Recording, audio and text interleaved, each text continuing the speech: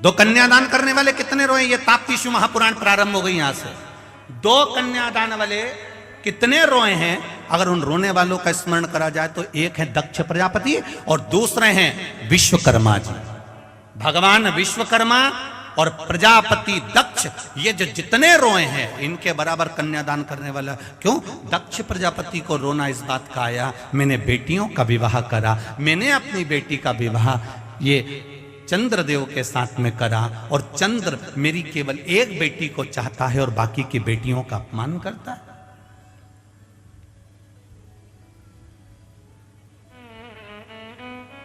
सारी बेटियां दक्ष प्रजापति के सामने आकर खड़ी हो गई। पिताजी, एक बेटी ने भी दक्ष प्रजापति से यह नहीं कहा कि हमको दुख है, बस बेटी आकर खड़ी हुई और दक्ष प्रजापति की आंख में आंसू भरे थे। एक बेटी और बाप का अटैचमेंट है, ये बेटी और बाप का हृदय है, ये बेटी और बाप का स्नेह है, ये बेटी और बाप का प्रेम है, ये बेटी और बाप का स्नेह। बाप अपनी बेटी का केवल चेहरा देखकर पहचान जाता है कि मेरी बेटी को क्या तकलीफ है। बेटा मां को प्रिय होता है और बेटी, जम के बोलो जरा, बाप को प्रिय होती है, पिता को प्रिय होती है, उसके पापा को प्रिय होती है कि मेरी बेटी है और मेरा पापा। पिता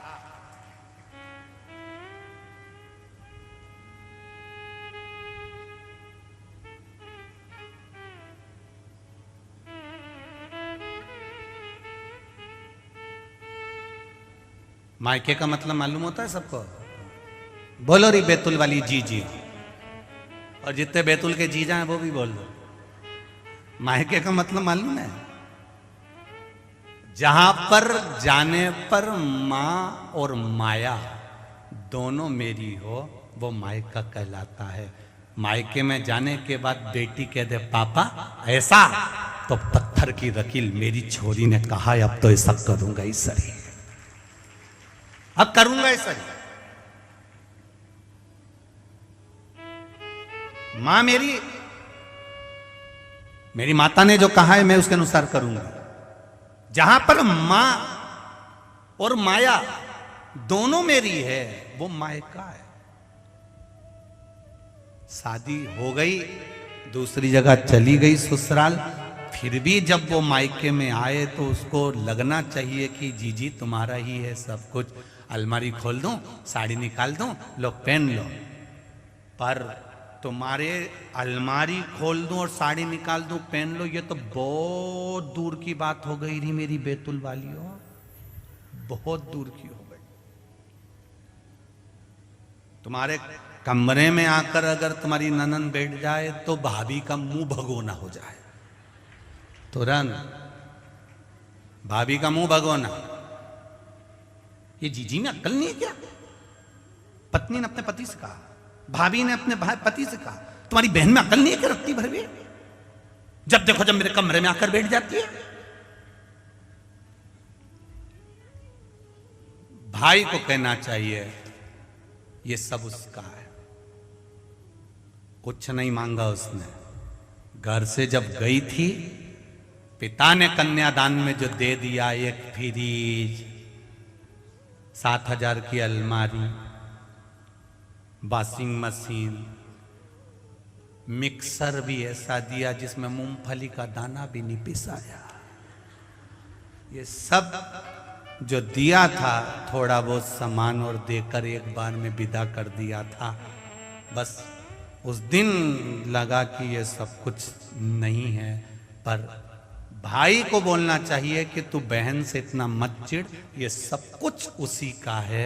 खुशी खुशी सब छोड़कर ससुराल चली गई, सब छोड़ गई।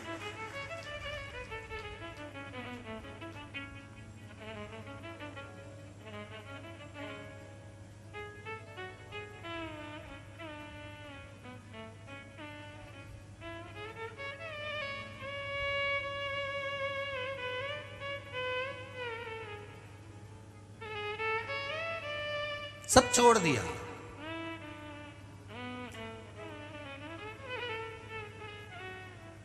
दक्ष प्रजापति को मालूम है मेरी बेटी को दुख क्या है, पर मेरी बेटियां मुंह से तो कहे कि मुझे तकलीफ ये है। विश्वकर्मा जी को मालूम है कि मेरी बेटी को संज्ञा को दुख क्या है, पर संज्ञा एक बार तो मुंह से कहे कि पिताजी दुख ही है।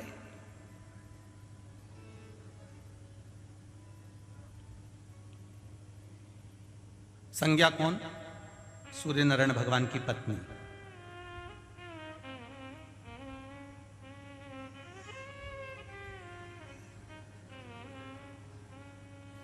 विश्वकर्मा जी को मालूम है मेरी बेटी संज्ञा को दुख है, और दक्ष प्रजापति को मालूम है कि मेरी बेटियों को दुख है, पर मुंह से कहे तो सही। कई बार बेटियां बोल नहीं पाती, और बेटियों को बोलना चाहिए, बेटियों को कह देना चाहिए।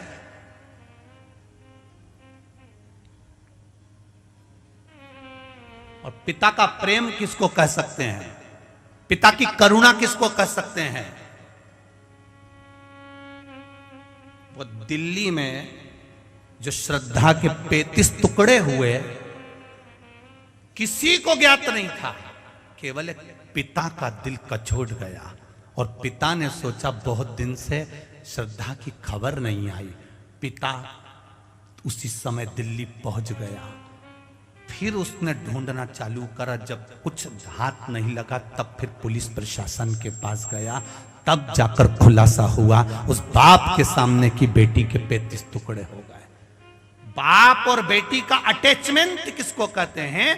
बेटी और बाप का स्नेह किसको कहते हैं? बेटी की आंख में आंसू आते हैं और बाप पहचान जाता है कि मेरी बेटी क्यों रोई है। उसकी आंख में अश्रु कैसे आ गए, उसके नैनों में जल कैसा आ गया।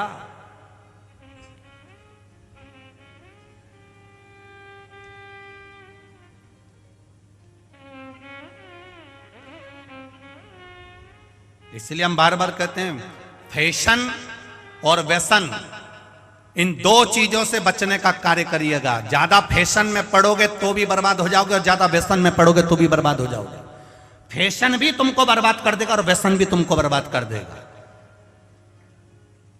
एक जरा सा कहीं धूम्रपान कर लिया, कहीं तंबाकू खा लिया, कहीं मदिरापान कर लिया, कहीं मांसाहार कर लिया, कहीं वैश्यावृत्ति कर ली, कहीं जुआ खेल लिया, फैशन भी बर्बाद करेगा और व्यसन भी बर्बाद कर देगा। इन दोनों से बचने का प्रयास करिए। जिसके घर का धन फैशन और व्यसन में दोनों में जा रहे चालू हो जाए, समझ लो धीरे धीरे कुछ ना कुछ गड़बड़ी होना प्रारंभ हो गई। करो, हम कभी मना नहीं करते तुम फैशन मत करो, तुम्हारी मर्जी पड़े जैसा कपड़ा पहनो। अभी तो तुम यहां से फटी हुई पहनते हो, तुम पूरी फटी हुई पहनो तो कोई दिक्कत नहीं है।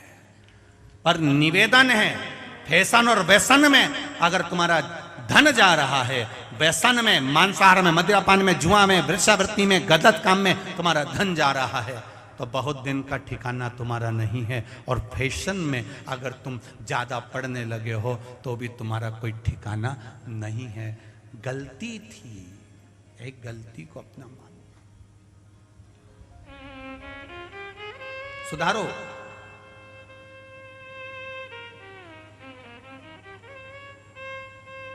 बहुत मर्यादा से हम लोग कथा कर रहे हैं, आज पहला दिन है इसलिए शांति से। हमें भी देखना पड़ता है कि भगोनी के चावल कैसे हैं।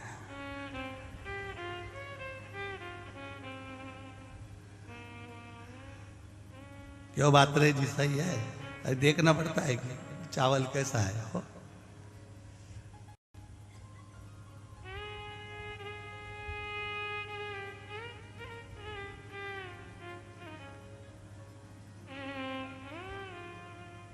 पर चावल जोरदार तो है, जब ये तो बैठने की जगह तक नहीं बची, सब खड़े हैं पीछे, ढेर लगे हुए अपार, इतना भीड़ है, सबका प्रेम। ये समझ में आता है कि आप लोगों की भक्ति बड़ी प्रबल है, भाव बड़ा प्रबल, हृदय। और जो भजन का बल है, यही बाबा की कृपा से आपका खूब आनंदमय रहना चाहिए। खूब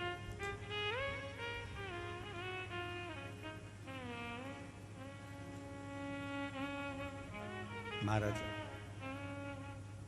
शिव कथा कह रही है, भगवान शंकर की करुणा कर रही है। पिता पुत्री का मुख देखकर पहचान जाता है तकलीफ क्या है।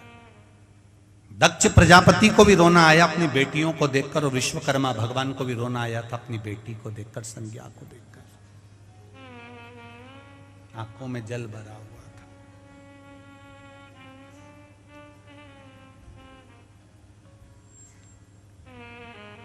नयन में जल भरा हुआ है। दक्ष प्रजापति ने भी अपनी बेटियों से पूछ लिया था कि बात क्या है, कुछ बोलोगी तुम? 3 बार मेरे पास में सारी की सारी बेटियां आ चुकी हैं, मेरी पूरी कन्याएं आ चुकी हैं, पर तुम बोलती क्यों नहीं हो? हुआ क्या? चंद्र ने कुछ कहा तुमको? कुछ बोला तुमको? नहीं।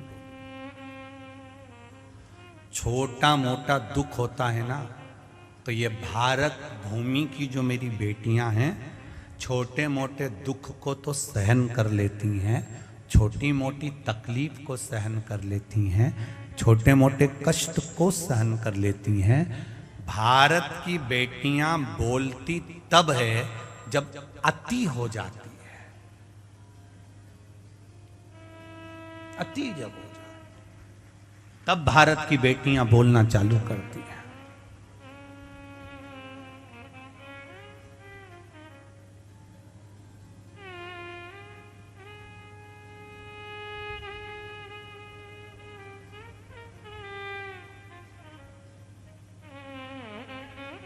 बोला कन्याओं ने कि ये चंद्रदेव जो हैं, हमारे पति जो हैं केवल एक रोहिणी को चाहते हैं, बाकी किसी को नहीं चाहते। जो प्रसंग यहां आकर अड़ा था, वो प्रसंग विश्वकर्मा जी के सामने आकर खड़ा हुआ था। जब संज्ञा छोटी थी, विश्वकर्मा जी की बेटी जब छोटी थी, सूर्य के तपन में खेला करती थी। सूरज की किरणें पड़ रही और संज्ञा उसमें खेल रही। आपका बच्चा धूप में अगर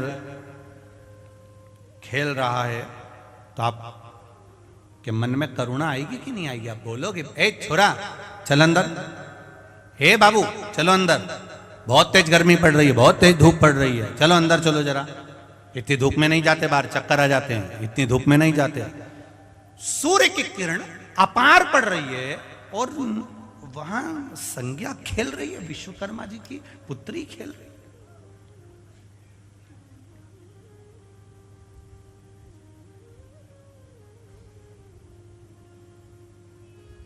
विश्वकर्मा जी की धर्मपत्नी ने आवाज लगाया, संज्ञा, ए संज्ञा इधर आओ। संज्ञा आने को तैयार नहीं, खेलती रही। तब विश्वकर्मा जी ने उसको पकड़कर अपने कक्ष में लेकर आए। विश्वकर्मा जी ने कहा, संज्ञा इतना तपन हो रहा है, इतना धूप पड़ रही है, इतनी गर्मी पड़ रही है, इतना सूर्य की किरणें पड़ रही है, और तुम उस सूर्य की किरणों में खेल रही हो।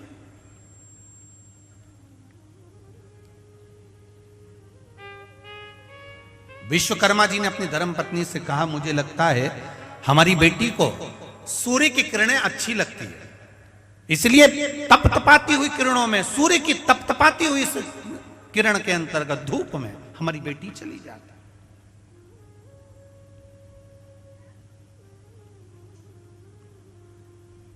धीरे धीरे बेटी बड़ी हो गई, संज्ञा बड़ी हुई। जब संज्ञा बड़ी हुई तब उनका विवाह का मन में भाव आया। तब संज्ञा को लेकर विश्वकर्मा जी पूरे ब्रह्मांड में घूम रहे हैं हाथी पर बिठाकर कि मेरी बेटी को मैं ब्याहना चाहता हूं और इसके लायक जो वर होगा मैं उससे विवाह करूंगा। आपसे भी निवेदन है, अगर तुम्हारी बेटी पढ़ी लिखी है तो उससे दुगना पढ़ा लिखा उसका वर होना चाहिए। तुम्हारी बेटी विद्वान है तो उससे दुगना विद्वान उसका वर होना चाहिए। रामचरितमानस तक में वर्णन आया है कि सीता मैया की विद्वत्ता से दुगना विद्वान राम जी को ढूंढा गया था। सीता जी ने उल्टे हाथ से धनुष को उठाया था मात्र 6 वर्ष की आयु में, और जनक जी ने मन में संकल्प ले लिया था कि इसका पति वो होगा जो सीधे हाथ से धनुष को उठाकर चढ़ाकर तोड़ देगा, बेटी उससे ब्याह दूंगा। सीता 6 वर्ष की आयु में अगर धनुष को उठा सकती है तो इसका पति वो हो जो इस धनुष को उठाकर तोड़ दे, तो बेटी को ब्याह। अब विद्वत्ता देखी गई, विद्वान पद देखा गया कि सीता से दुगना विद्वान उनका पति राम होना चाहिए। उसी तरह विद्वत्ता यहाँ देखी जाती है कि विश्वकर्मा जी ने विचार करा कि मेरी बेटी का विवाह किसके साथ करूं, कोई अच्छा लड़का ढूंढ लेता हूं, इससे विद्वान होना चाहिए। अब मेरी बेटी इतनी धूप में सूर्य की किरणों में तप करती है, सूर्य की किरणों में बैठी रहती है, तो इसका पति वो होना चाहिए जो इस सूर्य की किरण से भी ज्यादा तप में लीन हो।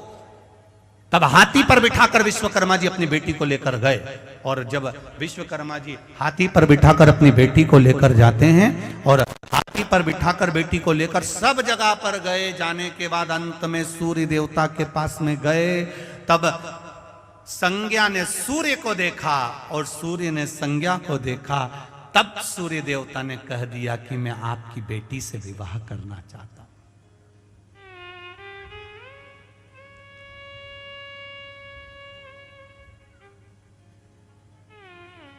क्या आपकी बेटी से मैं विवाह कर सकता हूं? संज्ञा ने पिताजी की ओर देखा और पिताजी की ओर देखकर पिताजी ने कहा, संज्ञा ये सूर्य नारायण आपसे विवाह करना चाहते हैं, आप विवाह को तैयार हो? संज्ञा कहती है, मेरे पिता ने मुझे पाल पोस कर बड़ा करा, मेरे पिता ने मुझे आज इतनी उम्र दी है, मेरे पिता ने मुझे अपनी गोदी में बिठाकर मुझे रोटी का निवाला खिलाया है, मेरे पिता ने मुझे वस्त्र आभूषण से सजाया है, मेरे पिता ने मुझे विद्याध्ययन कराया है, मेरे पिता विश्वकर्मा जहां चाहें बेटी का विवाह कर सकते हैं, मैं मना नहीं करूंगी। ये संज्ञा के शब्द आपकी भी जिंदगी में आना चाहिए। हम पहले भी कथा में कहे, आज फिर कहते हैं, केवल एक बेटी ऐसी होती है जो पिता को स्वर्ग पहुंचा सकती है, एक बेटी ही ऐसी होती है जो पिता को 94 तरह के नरक में डाल सकती है। जिस पिता के घर में बेटी का जन्म होता है, जिस घर में बेटी जन्म लेती है, वो बेटी अपने पिता को कन्यादान का मौका अवश्य दे। कन्यादान एक ऐसा दान होता है कि माता और पिता 94 नरक में ना पड़कर सीधे बैकुंठ में चले जाते हैं, केवल एक कन्यादान करने पर, केवल एक कन्यादान करने पर। और जिस पिता की बेटी अपने पिता को कन्यादान का मौका नहीं देती और जो उसके मन में आता है कि नहीं मैं तो पढ़ती थी, मैं एजुकेटेड, मैंने तो इतनी पढ़ाई करी, मैंने तो कोई ऐसे ही, मैं अच्छी नौकरी करती हूँ तो मैं उसको ज़्यादा चाहती हूँ और मैं पिता के अनुसार शादी नहीं करूँगी, मैं तो उससे करूँगी। और पिता ने समझाया वो अच्छा नहीं है। देख, हाथी के दांत दिखावे के अलग होते हैं और अंदर के चबाने के, बोलो बोलो रे बैतूल वालों, अलग होते हैं। दिखावे का दांत अलग होता है और चबाने का दांत अलग होता है। ऐसे कई लोग हैं जो तुम्हारे सामने आएंगे, गाड़ी का हारन बजाएंगे, तुमको गाड़ी पे बिठाएंगे, चाउमीन खिलाने ले जाएंगे, पानी पता से खिलाने ले जाएंगे, होटल ले जाएंगे। ईमानदारी से देखा जाए तो गाड़ी भी इनकी नहीं होती और पेट्रोल भी इनका नहीं होता, वो तो सुधरने आ जाती है तो लेकर चले। वो तो सुधरने आई थी तो इन्होंने कहा चलो 2 मिनट उसी को घुमा लाऊं, बेवकूफ बनाऊंगा, गाड़ी दिखाऊंगा, चाउमीन खिलाऊंगा और किसी को अपना बना लूंगा। थोड़े दिन बाद ऐसे 35 टुकड़े दिल्ली में होगा। ऐसे अब इसमें चतुरता तुम्हारी होना चाहिए। चाउमीन खा लो, मना नहीं, पर शादी तो मेरा पिता कहेगा उसी से करूंगी। कन्यादान का मौका मैं अपने पापा को दूंगी, मैं अपने पिता को दूंगी। कन्यादान का मौका मेरे अपने बाबुल को, अपने पिता को दूंगी। ये अपने भीतर का संकल्प होना चाहिए, अपने भीतर का एक संकल्प जागृत होना चाहिए कि मैं कन्यादान का मौका मेरे पिता को दूंगी। मेरा भाई भले मेरे माँ बाप की सेवा करे चाहे नहीं करे, भाई जीते जी माँ बाप को सेवा करके बैकुंठ भेजे ना भेजे, मेरा भाई पिंडदान करे ना करे, मेरा भाई कुछ दान दे ना दे, पर मैं जीते जी अपने पिता के सामने बैठकर मेरा बाबुल मेरा कन्यादान करेगा। जिस दिन कन्यादान बेटी का होता है उस दिन बेटी पिता को बैकुंठ भेज देती है। फिर हमारा सनातन धर्म, हमारा हिंदू धर्म, हमारा सनातन धर्म कहता है कि पहले के जमाने में पिता और माता तीर्थ भी जब जाते थे, जब कन्या की, अरे बोलो बोलो जरा, शादी कर देते थे, उसका मतलब ये होता था तीर्थ जाने का कि मतलब अब बेटी का ब्याह हो गया, अब अपन तो चलो बैकुंठ चले, अब अपने को कोई मतलब नहीं, बस बेटी का ब्याह। तो छोरा हुन भिनक जाते थे। ये जो बेटे होते थे ना, ये बहुत बुरा लगता था इनको, बेटी का कन्यादान हो गया और तुम तीर्थ चल दिया, तुम कहते हो बेटी की शादी हो जाए और तीर्थ हो गया। हाँ, हम क्या ताप्ती में भेकिया है? हम भी तो है। पिता और माता को भी मालूम है बेटी की शादी हो गई तो समझ लो तीर्थ हो गया, और बेटा की शादी हो गई और जगदम्बा घर में आ गई तो बैकुंठ जैसा घर भी सुबह शाम देवी की आरती की आवाज आएगी, सुबह शाम एक ही आरती चलेगी, अम्बे तू है जगदम्बे काली, जय हो बेतुल।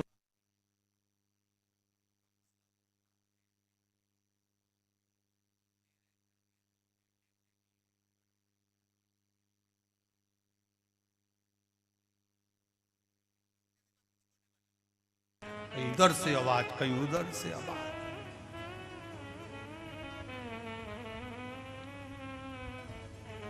सास और बहू की जब लड़ाई होती है वास्तव में बहुत आनंद की लड़ाई होती है, बहुत आनंद की होती है।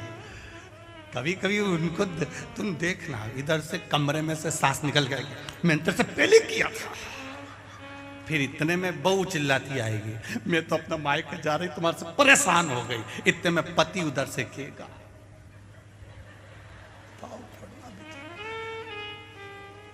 ये मंदिर में जो घंटा टंगता है ना बीच में, बस वो स्थिति जीजाओं की है, वो स्थिति। बेचारा ये कुछ बोले तो घंटा बजे, ये कुछ बोले तो घंटा बजे, परेशान। थोड़ा नियमता में, आनंद में, सुख में कन्यादान का मौका दो अपने माता पिता को, जीवन सार्थक होगा।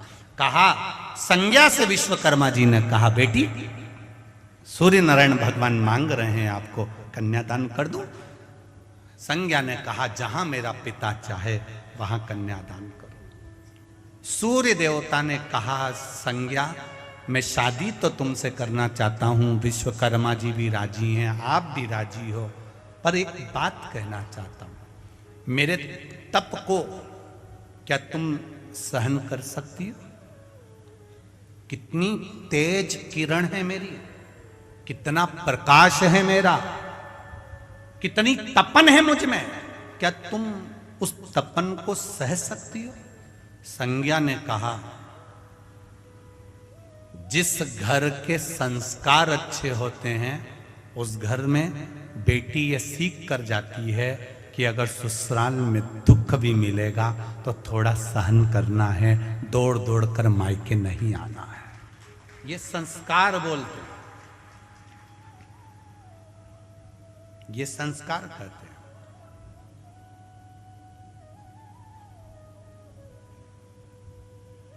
विवाह पक्का हो गया,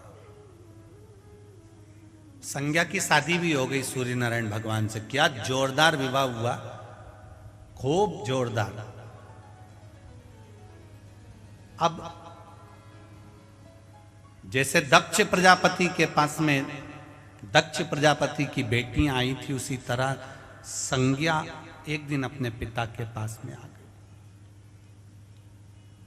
संज्ञा आई पिता के पास और जाओ अपने पिता के पास दिल से जाओ।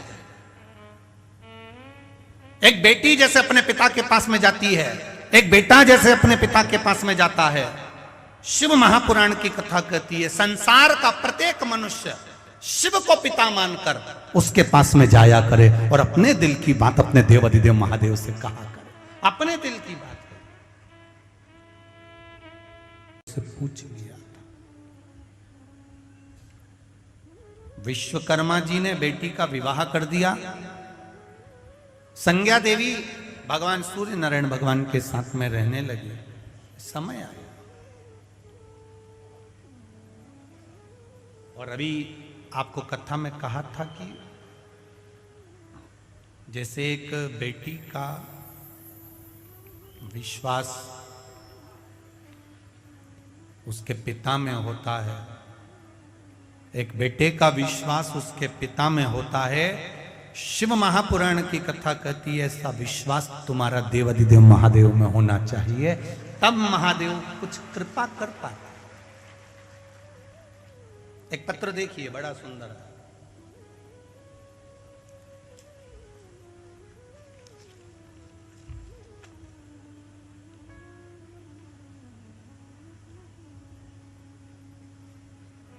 मेरा नाम श्रीमती सुमिता हुकम सिंह राजपूत है। मैं सारनी शहर से आई हूँ। मेरा मोबाइल नंबर ये है, कहीं बैठी हो तो हाथ हिलाइएगा। आप ही हैं? दोनों हाथ हिला दो एक बार। श्री शिवाय नमस्तुभ्यं। ना एक बार फिर से हिलाइए सर। श्री शिवाय नमस्तुभ्यं। एक बार वापिस हिला दीजिए। श्री शिवाय नमस्तुभ्यं। मेरा नाम श्रीमती सुमिता हुकम सिंह राजपूत है। मैं सारनी शहर से आई हूँ। मेरा मोबाइल नंबर ये है। मैं एक प्राइवेट स्कूल में सहायक शिक्षिका के पद पर कार्यरत हूँ। सर्वप्रथम महाराज जी कुबेरेश्वर बाबा की बड़ी कृपा है। बाबा के एक लोटे जल का क्या महत्व होता है, एक लोटे जल की क्या आनंद है। महाराज जी 2020 से आपकी शिव पुराण की कथा सुन रही हूँ। मेरे छोटे बेटे की गवर्नमेंट नौकरी की पूर्ण इच्छा थी। वह जब भी एग्जाम देता था 1-2 अंक से निराश हो जाता था।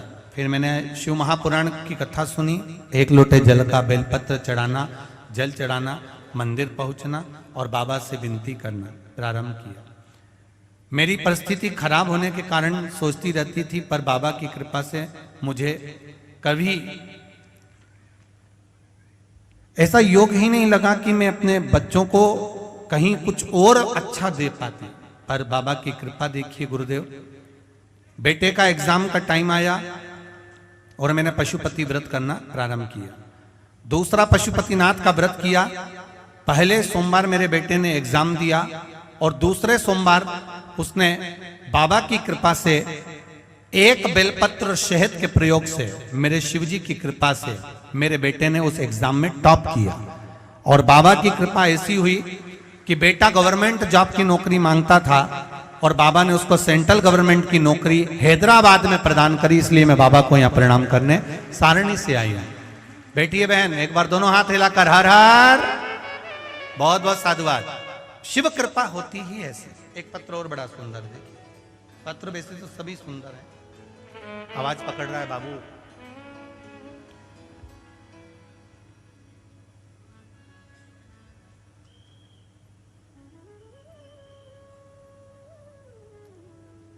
एक पत्र अच्छा लिखा है।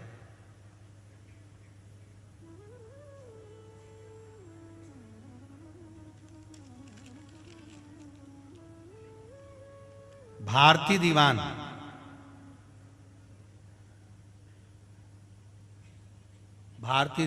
इटारसी रोड नीलकंठेश्वर मंदिर के सामने से दीवान कॉलोनी बैतूल मध्य प्रदेश सदर। कहीं बेटी हैं जिनका पत्र आया? कहीं बेटी हो तो हाथ हिलाइएगा। श्री शिवाय नमस्तुभ्यं। ठीक है दिख गए।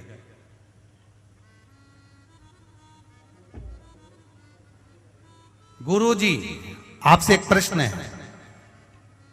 रोज मंदिर जाती हूं, शिवलिंग पर शहद लगाकर बेलपत्र चिपकाती हूं। पर भगवान को बस बेलपत्र चिपकाती हूं, उतनी देर में कोई ना कोई लेडीज आके पानी चढ़ा के मेरी बेलपत्र खा जाती है। मैं बड़ी दुखी हूं, आप कृपा करो। और जिस दिन नीचे चिपका के लगाती हूं उस दिन भी कोई उठा के खा जाता है। एक आंख की झपकी नहीं होती, बस ऐसा बोलने के लिए बैठती हूं श्री शिवाय नमः, इतनी देर में तो कोई पानी चढ़ा कर खा के और चली जाती। मैं बड़ी दुखी हूं गुरुजी ये बेलपत्र खाने वालों से। आप कुछ कहेंगे? अब बताओ गुरुजी हमारी पूजा भगवान स्वीकार करते कि नहीं करते? क्योंकि हम तो आंख बंद करके बैठे रहते, उतनी देर में तो बेलपत्र गायब हो जाती है। तो भगवान हमारी पूजन को स्वीकार करेंगे कि नहीं करेंगे? एक तो भारती बहन, भारती जी दीवान, नमन आपको, बहुत जोरदार प्रश्न किया, बहुत अच्छा प्रश्न, गला पकड़ रहा है बाबू, बहुत सुंदर प्रश्न आपने किया है।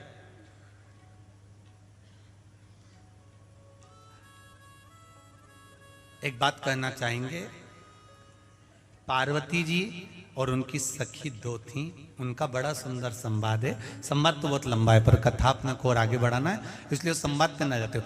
पार्वती मैया शिव जी को बेलपत्र समर्पित करती थी या पुष्प समर्पित करती थी या कोई सामग्री समर्पित करती थी, और सखियां जो थी वही सामग्री उठाकर ले जाकर और तुरंत गायब हो जाती थी। पार्वती जी बड़ी दुखी होती थी। जब माता पार्वती जी बड़ी दुखी होती थी तो उन्होंने भगवान देवाधिदेव महादेव से एक बार प्रार्थना करी, जैसे भारती जी आपने हमसे कहा कि हमारी बेलपत्र भगवान स्वीकार करेगा कि नहीं करेगा, या उसका कोई फल मिलेगा कि नहीं मिलेगा। तो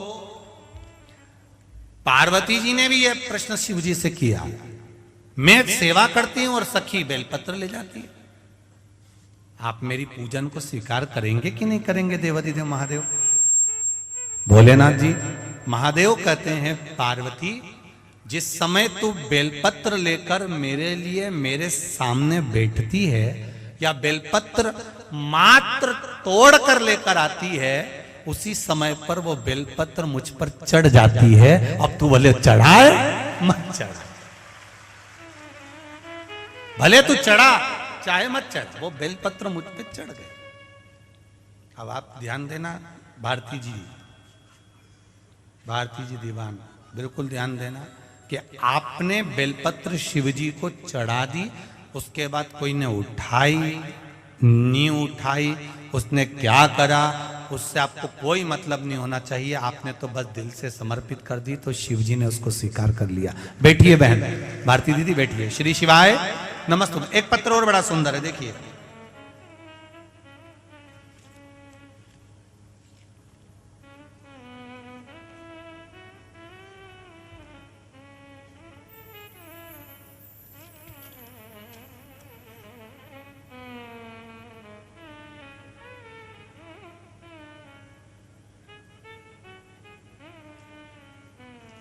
शिव कृपा, बाबा की दया, उदारता, करुणा,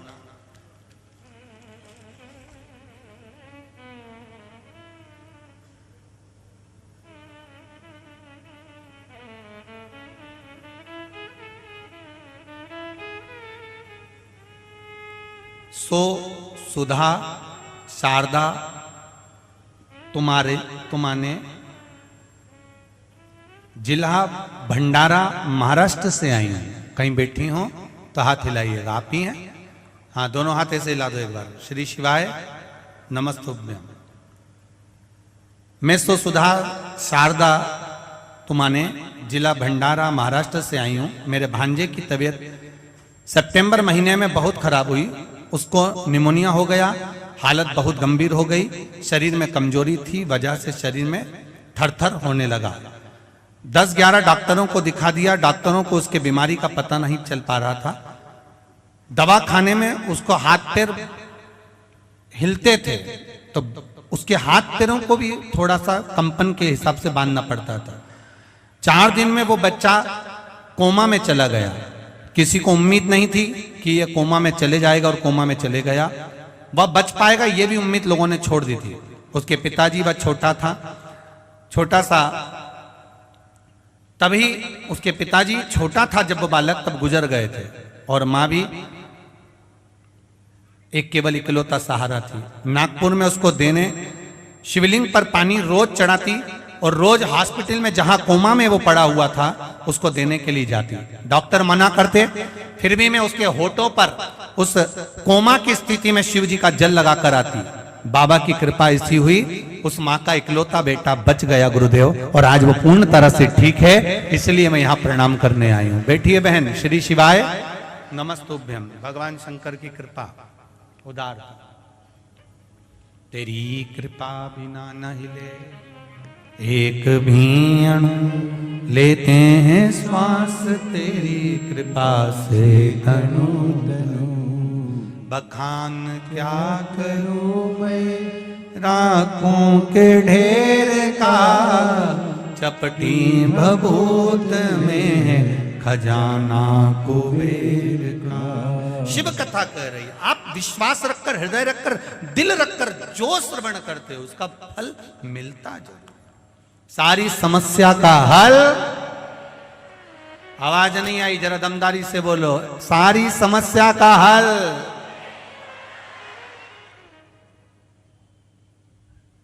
बोल बम का नारा है।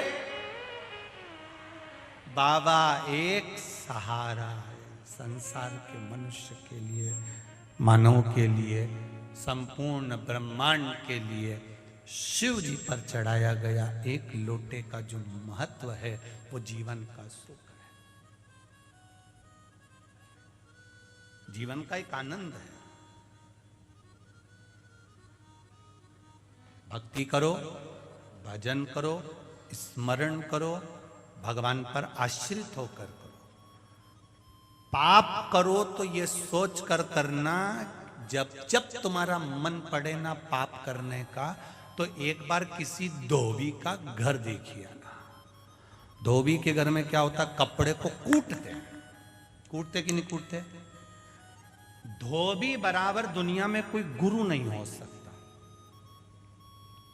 कितना ज्ञान देता है उसके बराबर दुनिया में कोई ज्ञान नहीं दे सकता, जितना हमें धोबी से ज्ञान प्राप्त होता है। वो तो कहीं कहीं के लोगों ने कहीं इस जात के व्यक्ति को, कहीं उस जात के व्यक्ति को या समाज के व्यक्ति को छोटा बता दिया, पर हमारा शास्त्र कभी किसी समाज को, किसी वर्ण को, किसी धर्म को, हमारा समाज कभी छोटा नहीं बताता, हमारा सनातन धर्म कभी छोटा नहीं बताता। यहां तक हमारा शास्त्र कहता है गुरु धोबी, शिष्य कपड़ा, साबुन सिरजनहार, और सत्संग शिला से धोइए, निक से रंग अपार। यहां तक कहा है गुरु धोबी के समान होना चाहिए। जब जब पाप करने का मन में भाव जागृत हो, धोबी के घर जाइए, धोबी के द्वार जाइए, धोबी जिस घाट पर कपड़ा धोता हो वहां जाइए और जाकर देखना धोबी कैसे कपड़े को धोता है। क्यों धोता है? क्योंकि कपड़ा गंदा हो गया, इसलिए उसको साफ करने के लिए धोबी ने उसको सर्प में भिगो कर रखा, गरम गरम भट्टी में उसको पकाया, निकाला, फिर कूटना चालू करा, फिर पानी में डाला, फिर कूटा, फिर बाल्टी में पटका, साबुन में पटका, सर्फ में पटका, तो भी नहीं हुआ तो मोगरी लाया, वो लकड़ी की, हत्था पकड़ कर फिर कूटा उसको, तो भी नहीं हुआ। फिर उस पर रगड़ दिया कुछ सामान जिससे वो साफ हो जाए, क्लीन हो जाए, एकदम क्लीन हो जाए, एकदम साफ हो जाए। फिर उसको रगड़ा, फिर पटका पानी, फिर साबुन में गलाया, भट्टी में गरम किया, तब पचीट के आखिर गंदे कपड़े को उसने साफ कर दिया। पाप करो तो तुम भी याद रखना कि ऊपर भी एक धोबी घाट लगा है, नीचे कपड़ा गंदा होता है तो धोबी धो धो के साफ कर देता है, और कपड़े की दशा देख लेना कैसा कूटता है, पछीटता है, गलाएगा। या धोबी के आने जाओ तो तुम्हारी वॉशिंग मशीन में देख लेना, वॉशिंग मशीन सरफ डाल डाल के तुम्हें हिलाते ही रहेंगे, हिलाते ही रहेंगे, हिलाते ही रहेंगे। फिर देखेंगे साफ नहीं हुआ तो बाथरूम में ले जाके फिर पछी, फिर वापिस वॉशिंग मशीन में ले जाकर फिर हिलाते डालेंगे। फिर बस ऊपर भी लगी है एक वॉशिंग मशीन। देख लिया इसने खूब गलत काम किया है, खूब चोरी करी, खूब निंदा करी, खूब मदिरा पान मांसाहार वेश्यावृत्ति जुआ, खूब गलत गलत काम करे, लोगों को तकलीफ पे तकलीफ दी। भगवान ने भी कह दिया आन दो इस कपड़े को ऊपर, आन दो, धोएंगे जम के। अलग अलग बाल्टी में धोया, इसलिए शास्त्र कहता 94 तरह के नरक हैं, हर बाल्टी में अलग तरह का सरफ गलाया, अलग अलग सरफों में डाल डाल के धोया गया। जब पाप करो, जब गलत काम करो, जब तुम गलत काम के लिए जाओ तो सोच लेना कि धुलना कितना है। कपड़ा अगर गंदा हो गया तो धो भी धोएगा, और अगर ये शरीर, ये चित्त, ये आत्मा, ये मन गंदा हो गया तो फिर वो परमात्मा धोएगा। वो भी समझ लो, समझो जरा।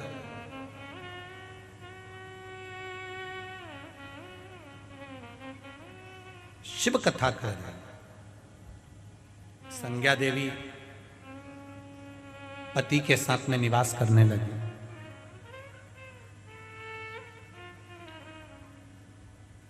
रह रही हैं पति के साथ।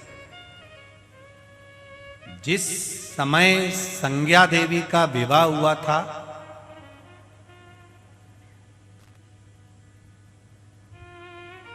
उस समय सुंदर जलवृष्टि का समय था, तो सूर्य की तपन नहीं मालूम पड़ी।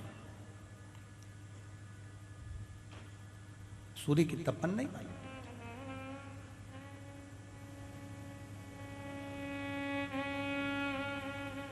गर्भ से एक बेटे मनु ने जन्म ले लिया।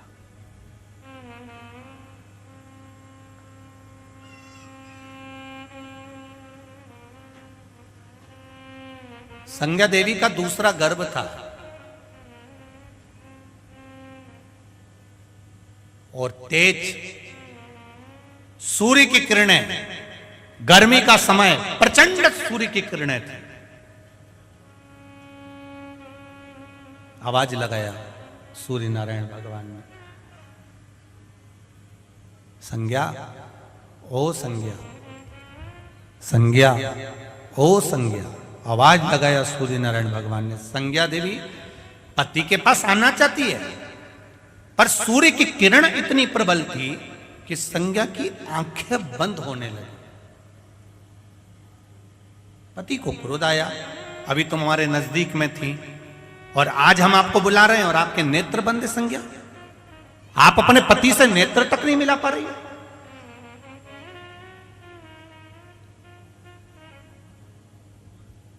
संज्ञा कहती है स्वामी, आपका तेज, आपका तप, आपके किरणों का तेज इतना प्रबल है कि मैं आपसे नयन नहीं मिला पा रही।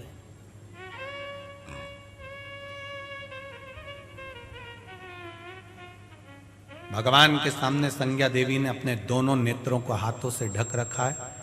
गर्भ में जो संतान है, जो विराजमान है,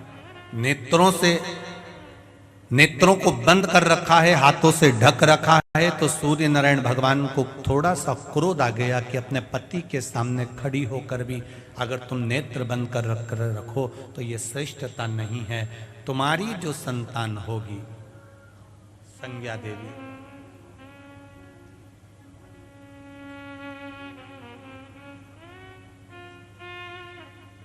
कालदंड को धारण करने वाली हो।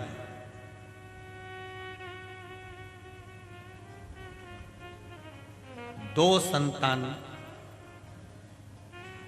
संज्ञा देवी के गर्भ से उस समय पर प्रकट हुई, एक यम, दूसरी यमुना। एक यम, दूसरी यमुना। मनु पहले हो चुके हैं। अब इतना तेज बल भगवान का देखकर संज्ञा भगवान विश्वकर्मा जी के पास में चली गई। ये कथा भगवान शिव के हाथ में जो त्रिशूल रहता है, दुनिया के लोग जानते हैं कि शिव जी के हाथ में त्रिशूल है, पर दुनिया के लोगों को यह नहीं मालूम कि ये त्रिशूल आया कहां से है।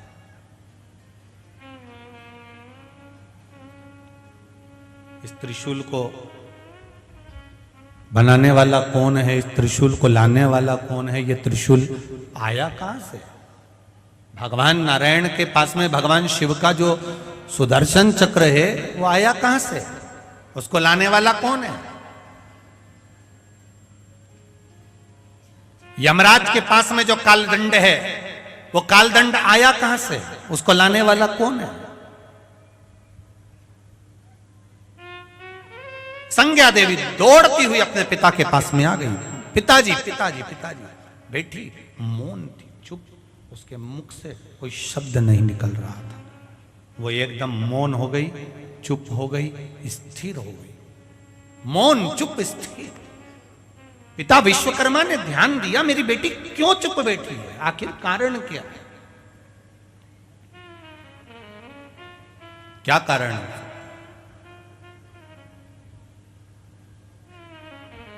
शरीर पर चोट लगे तो वो नजर आ सकती है, पर मन में आत्मा को जब चोट लगती है तो वो नजर नहीं आती, वो अंदर से घात करती जाती है, घात कर रही है।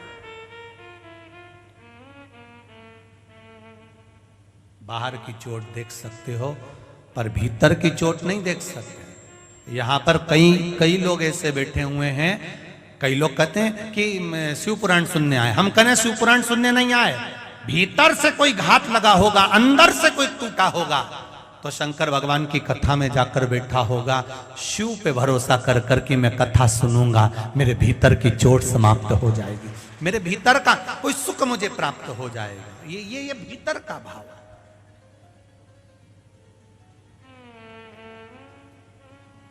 एक पत्र में किसी ने लिखा है कि गुरुजी हमने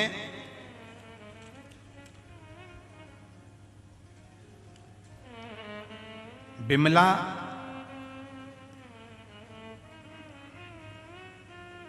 बोबड़े मुल्ताई की निवासी हूं। कहीं बैठी हैं क्या? कहीं बैठी हो तो हाथ हिलाइएगा, कहीं बैठी हो तो हाथ जरूर हिलाइएगा। अच्छा इधर है क्या? ठीक है, दोनों हाथ हिला दो। श्री शिवाय नमस्तुभ्यम। हाँ, दोनों हाथ हिला दो एक बार। बिमला बोबड़े मुल्ताई की निवासी हूं गुरुदेव। बेटे की शादी को 4 साल हो गए थे। मैंने सभी डॉक्टरों से इलाज करवाया, पर डॉक्टरों ने एक ही शब्द कहा था कि इनके यहाँ संतान का सुख नहीं हो सकता कुछ प्रॉब्लम के कारण। 2 बार IVI कराया पर वो भी सक्सेस नहीं हुआ। आखिरी में ये मान लिया था कि संतान नहीं होगी, पर एक कथा में आपका स्मरण करा, एक बार मोबाइल पर कथा सुन ली और उसमें आंकड़े की जड़ का प्रयोग और पशुपति व्रत का महत्व बताया। बाबा की गुरुदेव कृपा हो गई। मैं शिव जी को यहाँ पर प्रणाम करने के लिए आई हूँ, नमन करने के लिए आई हूँ, भगवान शंकर को नमन करने प्रणाम करने के लिए आई हूँ कि बाबा ने मेरी बहू की झोली भर दी और उसका 6ठा महीना चल रहा है। मैं बाबा को धन्यवाद देने आई। शिव, बैठिए बहन बैठिए। शिव पुराण कर रही है, भगवान शंकर का संवाद कर रहा है, शंकर की कथा कर रही है। शिव महापुराण की कथा करी कि दिल से, चित्त से, मन से, वृत्ति से हम जिस भाव में भगवान को भजते हैं, भगवान उस भाव में हमें प्राप्त हो।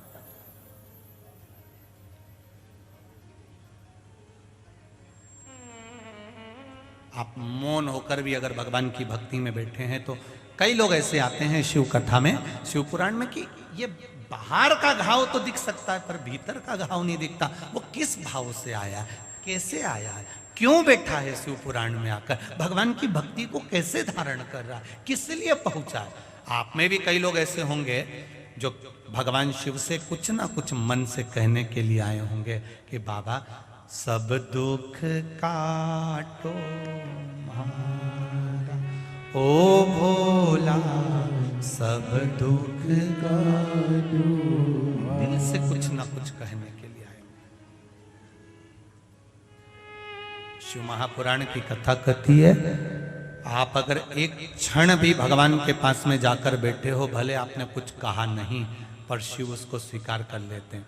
अभी बड़ोदरा की कथा में कहा था कि सरस्वती जी को भगवान शंकर ने ज्ञान दिया और सरस्वती जी ने शिवजी से कहा कि मैं क्या आपको गुरु मंत्र में दूं, मैं आपको क्या गुरु दीक्षा में दूं, आप बताओ कि गुरु दीक्षा में मैं आपको दूं क्या। शंकर भगवान ने कहा केवल सरस्वती एक काम कर, मेरे दरवाजे पर जाकर बैठ जा। जो मेरे मंदिर के अंदर प्रवेश करे, जो मेरे शिवालय में प्रवेश करे, जो शिव के दरवाजे पर आए, वो भले कुछ ना बोले, पर उसके हृदय की बात तुम मुझे बता देना, बस इतनी कृपा करना। आप जाकर बैठे हो, शिव को मालूम है कि क्यों आए, क्यों पहुंचे, किस लिए आया। झोली मेरी तंग है, तेरे यहाँ कमी नहीं, तेरी कृपा से हूँ यहाँ। ये तेरी दया, ये तेरी उदारता, ये तेरी कृपा है, ये तेरी करुणा है। समय समय पर शुगर और बीपी दोनों टेस्ट कराते रहना चाहिए, उसी तरह समय समय पर शिव महापुराण में आते रहना चाहिए। शुगर और बीपी समय समय पर टेस्ट कराते रहोगे तो तुम्हारा स्वास्थ्य का तुमको स्मरण रहेगा। समय समय पर शिव महापुराण में आते रहोगे तो तुम्हें भी परमात्मा के द्वार जाने का स्मरण बना रहेगा कि मुझे उस परमात्मा से मिलना है, मुझे उसके करीब जाना है, मुझे उसके नजदीक जाना है, उसके पास तक पहुंचना।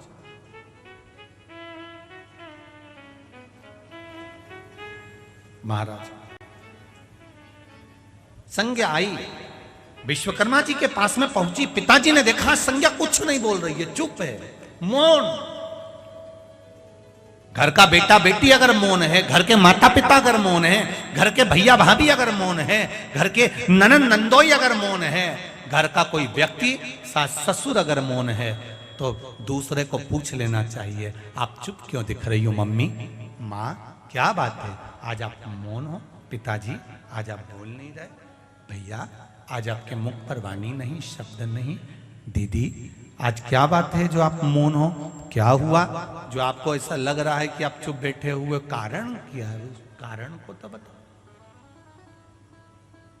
अच्छा कथा में कोई मौन होकर बैठा है तो यहां मत पूछना कि क्यों चुप बैठी है, नहीं तो तुम यहीं चालू हो जाओ, यहां तो चुप ही रहो तो अच्छा है। भगवत भजन वैसे तो देखा बैतूल में अभी कथा में, आज जब कथा चालू हुई जब से अभी तक ये देखने को मिला, एकदम साइलेंट, एक सुई भी गिर जाए तो मालूम पड़ जाए कि कहाँ गिरी है, इतने प्रेम से आप लोग कथा सुन रहे हो। बस यही भाव है आपका हृदय, ये भगवान शिव के प्रति आपका प्रबल विश्वास, दृढ़ता और भरोसा यही होना चाहिए। विश्वास। संज्ञा तू मौन क्यों है, तेरे चुप रहने का कारण क्या है, तू चुप क्यों है, क्या कारण है कि तू चुप है। संज्ञा ने कहा पिताजी बस मेरे मन की एक बात है, अभी तक तो नहीं कह पाई हूं, पर आज मैं आपसे कहना चाहती हूं, आज आपके सामने निवेदन करना चाहती हूं, कुछ बोलना चाहती हूं। बोल संज्ञा। संज्ञा ने कहा पिताजी मेरे पति सूर्य नारायण का तेज बहुत प्रबल है, इस कारण मैं उनके सामने जाकर खड़ी नहीं हो पाई तो उन्होंने मुझे श्राप दे दिया।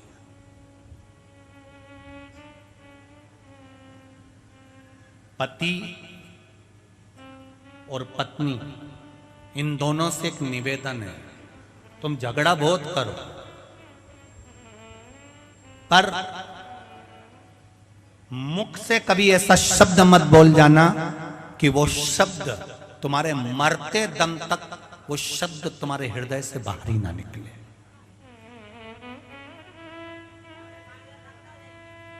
ऐसा शब्द मत बोलिए।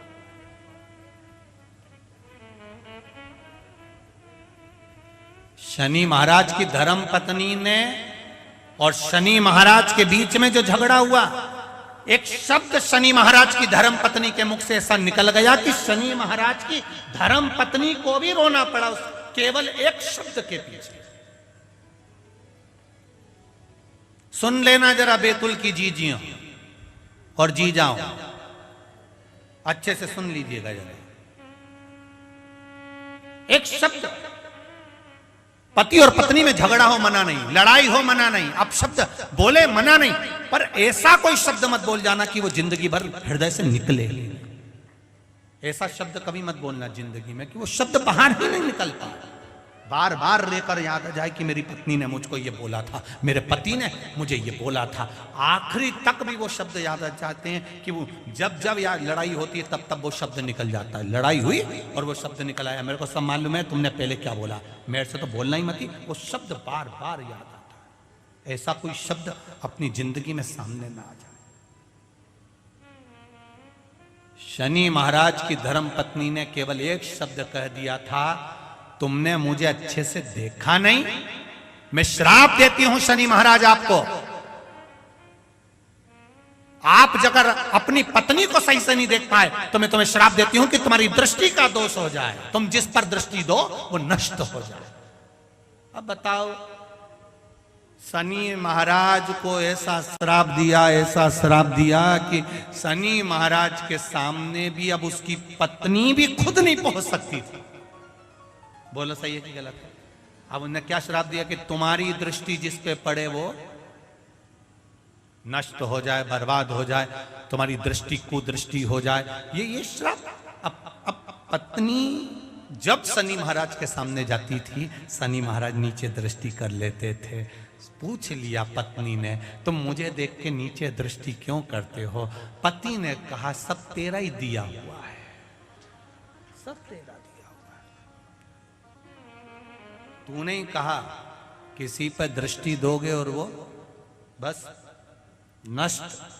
अब अगर मैं तेरे पर दृष्टि दे दूं तो तू मेरी पत्नी और नष्ट हो जाए मेरे कारण, तो मेरा दिल दुखेगा, इसलिए नीचे दृष्टि कर लूं तो ही अच्छा है। अब अपनी पत्नी को भी सही से नहीं देख सकते। पत्नी को इसका दुख था कि मेरा पति मुझे नहीं देख सकता, मेरे जरासी केवल एक जिभ्या से मैंने क्या बोल दिया। तो कभी कभी पति पत्नी में झगड़ा हो मना नहीं, पर ऐसा झगड़ा मत कर लेना कि तुम उसका मुंह नहीं देख पाओ और वो तुम्हारा मुंह नहीं देख पाए। ऐसा झगड़ा मत करना। झगड़ो, लड़ो, पर अदालत तक मत जाओ। वहीं प्रेम की लड़ाई में, प्रेम के साथ में वो लड़ाई झगड़ा समाप्त हो जाए। प्रेम की लड़ाई में समाप्त हो जाए।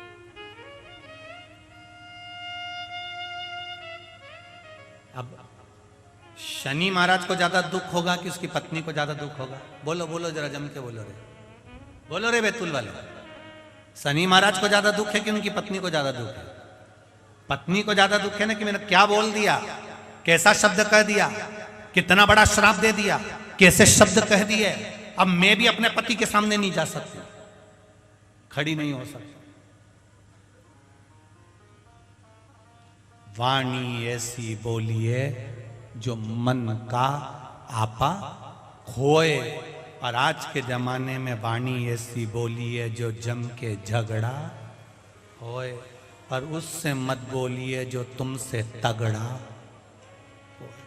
वाणी बोलो, पर ऐसी वाणी बोलना जिससे अपने हृदय चित्त में, अपने आनंद में, अपनी भक्ति में, अपने भाव का आनंद सुख प्राप्त हो सके। वाणी का सुख मिल सके।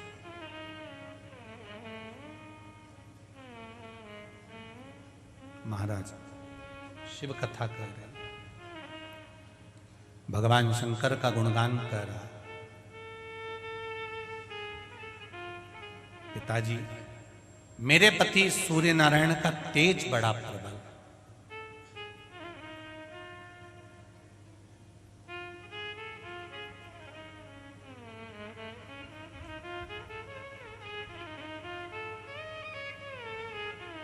कई माताएं कहती है मेरा पति सुनता ही नहीं है। अब हमारे पास ना तो कोई बेल है, ना कोई हमारे पास भभूति है, और ना हम तंत्र जानते ना मंत्र जानते। अब सियोर वाला महाराज तो बता नहीं सकता मेरा पति सुनता ही नहीं है। फिर किसी महाराज के पास पहुंच गई, मेरा पति सुनता ही नहीं। उनने कह दिया ले या ये बेल ले जा, ये भभूति ले जा, ऐसा कर लेना, ऐसा कर लेना, और वो उनके चक्कर में पड़ गई और पति को सुधार रही है पर खुद नहीं सुधर रही। अरे जिस महाराज के यहां गई उस महाराज को बोलना था ये बेल तू बांध लेना, पति को मत बांधना, वो तो सुधरा है बेचारा। अगर वो सुधरा हुआ नहीं होता तो देर से पहले वो मेरे पास आकर कहता कि मेरी पत्नी को अच्छा कर दो, पर तू आई, वो नहीं आया है। तू आई है, वो नहीं पहुंचा है। इसको कुछ कर दो, ऐसा कुछ कर दो महाराज, इसका मुंह बंद हो जाए। अब महाराज से पूछो तो उनकी घरवाली का तो खुद ही मुंह बंद नहीं हो रहा, वो क्या दूसरे का करे। अपना व्यवहार चेंज करिए, अपने व्यवहार को बदलिए। श्री कृष्ण भगवान की मैया का नाम था यशोदा। यश ददाती इति यशोदा। दूसरे को यश दोगे तो तुम्हें यश मिलेगा, तुम दूसरे को अपयश दोगे तो अपयश मिलेगा। तुम दूसरे से मीठी वाणी में बोलोगे तो दूसरा भी तुमसे मीठी वाणी में बोलेगा। तुम गाली दोगे तो दूसरा भी तुमको गाली देगा। तुम दिन भर चिड़चिड़ चिड़चिड़ करोगे तो सामने वाला व्यक्ति भी तुम पर चिड़चिड़ करेगा। तुम अच्छा दो, तुम्हें अच्छा मिलेगा। तुम मीठा दो, तुम्हें मीठा मिलेगा। जैसा तुम होगे सामने वाला व्यक्ति वैसा मिलेगा। नीले कलर का चश्मा लगाओगे तो नीला दिखेगा, पीला लगाओगे पीला, काला लगाओगे काला। जैसा चश्मा तुम्हारी आंखों पर चढ़ा होगा सामने वाला व्यक्ति वैसा नजर आएगा। तुम्हारे भीतर कपट होगा तो सामने वाला कपटी नजर आएगा। तुम्हारे भीतर धर्म होगा, सामने वाला धार्मिक नजर आएगा। तुम्हारे भीतर चोर होगा, सामने चोर नजर आएगा। तुम्हारे भीतर कपट होगा, सामने वाला कपटी नजर आएगा। तुम्हारे भीतर अच्छा होगा तो अच्छा नजर आएगा। दुर्योधन को सब बुरे मिलते थे और युधिष्ठिर को सब अच्छे मिलते थे, क्योंकि दृष्टि का दोष था। अच्छा देखो, अच्छा देखने का प्रयास करो। यहां पर भी लोग आएंगे कथा सुनने के लिए, कुछ लोग तो अच्छा देखने आएंगे। महाराज ने क्या कथा सुनाई, क्या बोला, व्यवस्था कैसी थी, कैसे लोग आए हैं, इनको भोजन मिला कि नहीं मिला, पंडाल में कैसी व्यवस्था थी। अच्छा लिखने वाला अच्छा लिखेगा, अच्छा देखने वाला अच्छा छाटेगा। और कई कई लोग ऐसे भी आएंगे जो सबसे बस बुराई निकलवाते रहेंगे। बेचारों उनको धूप में खड़ा कर दिया, बाहर लोग खड़े थे, बैठने की व्यवस्था नहीं थी, उन्होंने अपने वालों को बिठा लिया, उनने ऐसा कर दिया, उनने बस अच्छा छाटो अच्छा मिलेगा, बुरा छाटोगे बुरा। हमारे बैतुल की कथा है, ये किसी एक बत्रा परिवार की या ये 5 जजमान की कथा नहीं, ये बैतुल नगर की, ये धर्म नगरी की कथा है, ये राजनीति की कथा नहीं है। ये मां ताप्ती की कथा है, ये धर्म नगरी है बैतुल, कोई साधारण नहीं। इस बैतुल के आसपास में घूमकर देखना, चारों तरफ शंकर शंकर मिलेंगे, महादेव मिलेंगे, कभी ये महादेव, कभी वो महादेव, कभी वो महादेव। पूरे बैतुल के आसपास घूमकर देखकर आना, हर जगह पर महादेव के मंदिर मिलेंगे। और पूरे बैतुल में जितने राम जी के मंदिर नहीं, जितने हनुमान जी के मंदिर नहीं, उससे ज्यादा बैतुल के एक एक होटले पर शंकर बैठा मिलता है। ये बैतुल की धरा है, एक कंकर और शंकर की धरा है बैतुल, धर्म नगरी है बैतुल। यहाँ कोई राजनीति की कथा नहीं, यहाँ धर्म की कथा है। और ये केवल एक परिवार की कथा नहीं, मेरे बैतुल के गौरव की कथा है कि मेरा बैतुल ये है, उसकी धर्म नगरी में। अच्छा देखो, अच्छा बांटो, अच्छा लुटाओ, अच्छा देने का प्रयास करो। आप भी जाते जाते एक क्लिपिंग बनाकर चले जाओ, साहब हमारे बैतुल में इतने लोग आए, इनसे मिलो, इनकी सेवा करो, इनका आनंद लो, और डाल दो यूट्यूब पे कि मेरा बैतुल मेरा गौरव है, मेरा बैतुल मेरा आनंद है। यहाँ की धरा माँ ताप्ती की कृपा से चलती है और कोई साधारण नहीं है माँ ताप्ती। अभी तो ताप्ती जी के बहन भाई की कथा पूरी नहीं आई, तो ताप्ती जी की क्या है।